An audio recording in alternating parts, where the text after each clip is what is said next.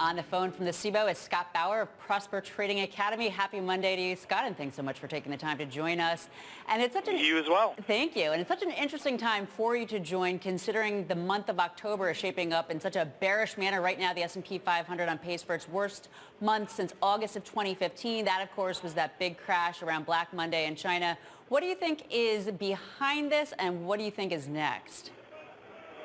You know, I think it's all about headline risk right now, Abigail, and certainly here we have the midterm elections coming up in the next couple of weeks, which everyone is, certainly, has some doubts about in terms of volatility, but there's so much headline risk globally that it's hard to imagine that going away anytime soon. We have obviously the China tariff talk.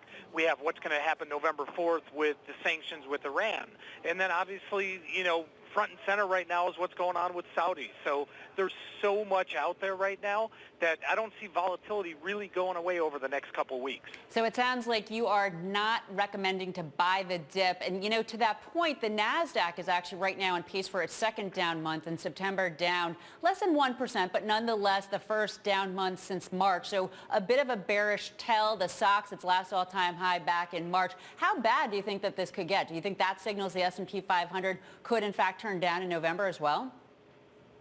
I don't know how much on the downside there really is, maybe another 2-3%. But the reason that I wouldn't buy the dip this time is because I think any rally that we have in the near term is going to be very short-lived, and you're going to have an opportunity to buy again. That makes a lot of sense. Okay, so let's look for a bright spot. If you had to have exposure to stocks over the next couple of weeks before you thought there really was a buyable dip, where would you be looking right now? I really like the energy space after it's gotten beaten up so badly over the last, few months or so.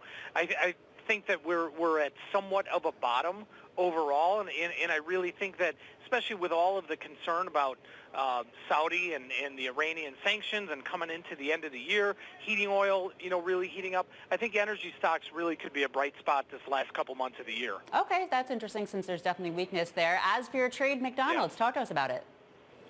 Yes, earnings tomorrow morning. Metrics have been great for this stock. We're coming off some very decent support down below. So I'm going to buy a very inexpensive upside call spread this week, expires in 4 days.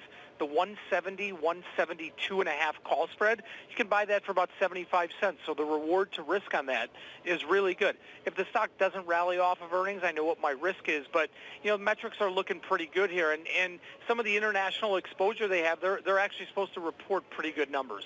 Thanks so much, Scott Bauer of Prosper Trading Academy, for taking us through the macro, and hopefully next time we chat there will be a buy the dip opportunity.